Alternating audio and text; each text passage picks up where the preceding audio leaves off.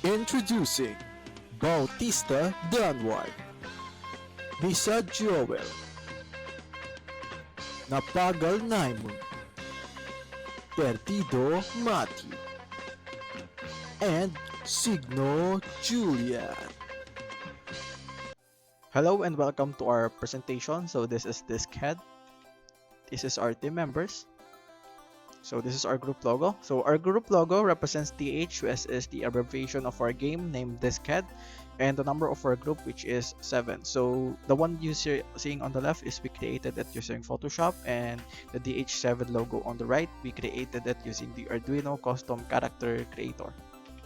So for the animation idea, our inspiration for this animation came from the Atari 2600 console games such as E.T., Pitfall, and River Raid. So these early video games use pixel art as graphical representation to display video game elements, same as the Arduino game that we made. So for our sound implementation, we use third-party apps such as BandLab to create the overall melody of the song. We transfer the effects using the notes stored in our code, then code it manually or one by one to match the sound effects we made. So to create a sound using Arduino, we just simply include a tone function that includes the notes and the frequency that incorporates the pitch. So this is sample audio that we made on BandLab.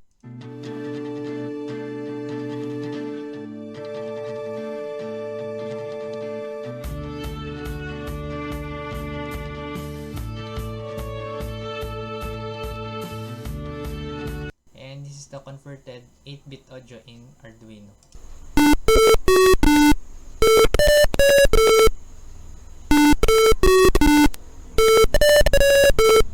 Next in our slide is about the game. Our game is The Adventures of Ferret Campbell Discad.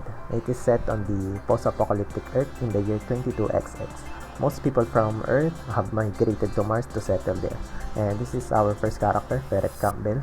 He is a beautiful space cop who has a dream to restore the Earth to its former glory so that people from Mars can go back to Earth. This is the robot or the ship that Ferret Campbell is piloting, and this is the Discad. This is also the character that the player is using in the game. So here are the walking sprites of the Discad. As you can see, it's tilting its head from left to right and also its body. Here are the jumping sprites, and here is our obstacle sprite. It's supposed to be a building, and it does not look much here, but in game you can notice it as a building. For Arduino setup, first we have the Arduino board, which is the most important component to make this activity work. For the power pins, we use a red line to connect it to 5 volts of energy in the breadboard, and we use the black line for the ground. As you can see, we have different colors of wires. The red is for positive and the black is for negative. The rest is for the LCD to connect to the digital pins on the board. We have 4 resistors that have 220 ohms or 1 ohm that are connected to the breadboard to limit the amount of current flowing and make it more effective. Then a push button that controls the gain. Lastly is the piezo speaker that makes a sound effect for the game. For component setup, first is Arduino Uno. The Arduino Uno is an open source microcontroller board based on Microchip 80MEGA328P microcontroller. The board is equipped with sets of digital and analog input-output pins that may be interfaced to various expansion boards and other circuits. For the second is breadboard. Breadboard is solderless construction basis for developing an electronic circuit and wiring for projects with microcontroller boards. For the third one is LCD16X2. The LCD is an electronic display module and has a wide range of applications. The 16X2 LCD means it can display 16 characters per line, and there are 2 such lines. The 16X2 Intelligent Alphanumeric Dot Matrix display is capable of displaying 224 different characters and symbols. For the fourth one is a resistor. A resistor is an electrical component that limits or regulates the flow of electrical current in an electronic circuit. Resistors can also be used to provide a specific voltage for an active device such as transistor. Piezo speaker. A piezo speaker creates noise by bending a metal diaphragm with piezoelectric material. To work, the tone function requires at least 2 arguments, but it can also take a third argument duration, which is measured in milliseconds. The tone function can be used without the delay function. Jumper wire. Jumper wires are used for making connections between items on your breadboard and Arduino's header pins. It uses them to wire up all the circuits. Push button. Push buttons or switches connects 2 points in the circuit when you press them. Also, it will light up an LED if the Arduino board has an LED built on it. USB connector. USB port is provided to power up the device, to program it to our computer, dump the sketch on it, which one can program in the Arduino IDE.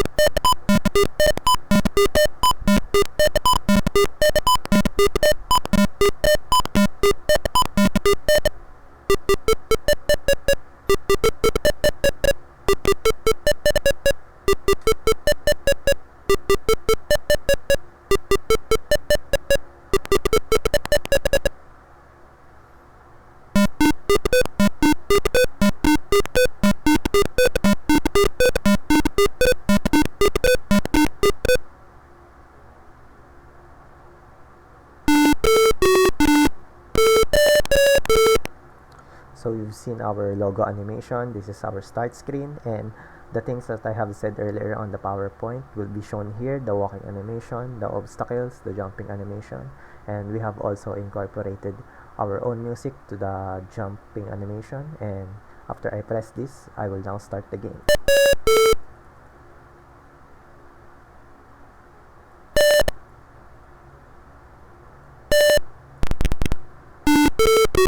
So as you can see, after I collected the diskette to the obstacle, the game ended and we're back to our home screen.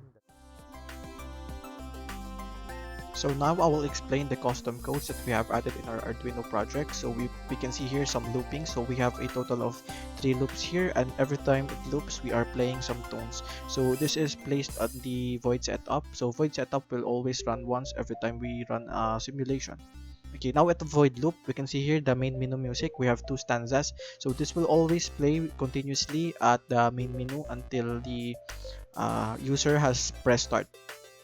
So if the user has pressed start and the game is running, we have here the if button pushed. So if the button is pushed, it will always play a tone. So that is for the jumping animation.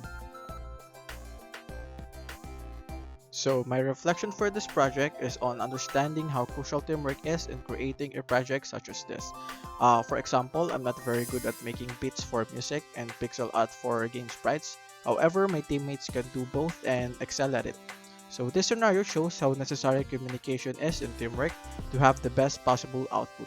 There are also personal improvements that I have learned while creating this project. For my reflection, working on this project taught me how important team coordination is. By communicating properly with your teammate, your team could create amazing work by combining all of their ideas in one project. Everyone has their own thought, so we need to open our minds to accept what they want to say. By doing that, we could also learn from them, or we can make their ideas better. In addition, good communication with your teammate could make your project finish faster even though you don't have a lot of time to make it happen. For my project reflection is we're being able to create a game in Arduino. I thought that it is impossible, but it is true that it can create a game. At first, we were having a hard time on how to run it, but we put some effort in order to function. Having a teamwork can accomplish the task easily and have a new learning using Arduino. It was a challenging project, but in the end, we have managed to finish it. I am tasked for the creation of the sprites, and all I can say is that it is very hard because I have to work around the constraints that the system has. I want our characters to be expressive of what they are, and I think that I have done an excellent job in creating those characters. Setting up the Arduino with its components is easy since we have guides. For my reflection, what I learned during the making of this project is to be more creative. At first, I was having a hard time coping up since I lack background about electronics, which is a requirement to work with Arduino. But as I practice and look for a solution, I slowly how to answer them. Overall, this project helped me to improve my skills in terms of programming such as C++.